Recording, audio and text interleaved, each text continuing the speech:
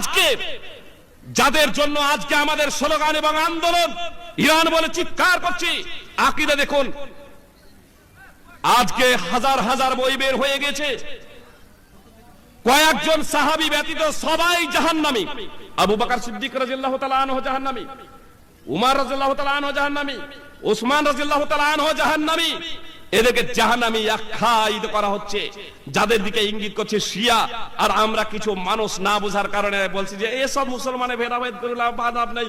ভাই সকল, আপনার হিন্দু খ্রিস্টান কলভিল জামাত তারা বলছে আবু বকর জাহান্নামী, তারা নাম নিয়ে বলছে উসমান জাহান্নামী, বলছে ওমর ফারুক জাহান্নামী।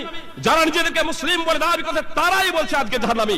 অথচ পবিত্র কোরআন কি বলছে? সূরা তাওবা সূরা নম্বর 9 আয়াত নম্বর 100 অধ্যায় করুন, আল্লাহ তাআলা বলছেন আনসার এবং মুহাজিরদের মধ্যে ঈমান আনয়নে যারা অগ্রগণ্য। বিশেষ ব্যাখ্যা বিশ্লেষণে যাব না, শুধু এতটুকু বলতে চাই, বড়দের মধ্যে সর্বপ্রথম ঈমান নিয়েছিলেন কে? আবু বকর সিদ্দিক রাদিয়াল্লাহু তাআলা আনহু। ঈমান আনয়নে অগ্রগণ্য আবু বকর, ওমর, উসমান মক্কাতে প্রাথমিক যুগে ইসলাম কবুল করছেন। আর মুহাজির আল্লাহ তাআলা শুধু এদেরকেই জান্নাতে দেব এই কথা বলছেন না, আল্লাহ তাআলা বলছেন একাগ্র নিষ্ঠার সাথে তাদের যারা অনুসরণ করবে তাদেরকেও জান্নাতে দেব। তাদের জন্য এমন জান্নাত প্রস্তুত করে রেখেছি যার নিম্ন দেশে ঝর্ণা প্রবাহিত।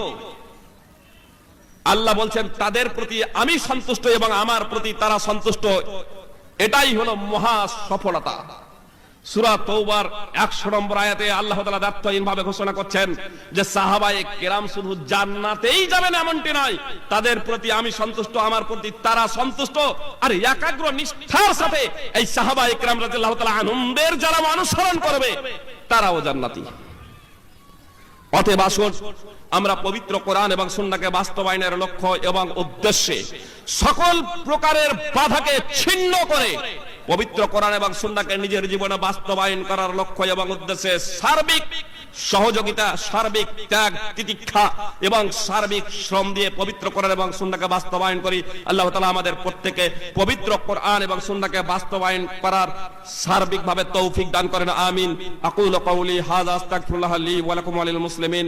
আসসালামু আলাইকুম ওয়া রাহমাতুল্লাহি ওয়া বারাকাতুহু।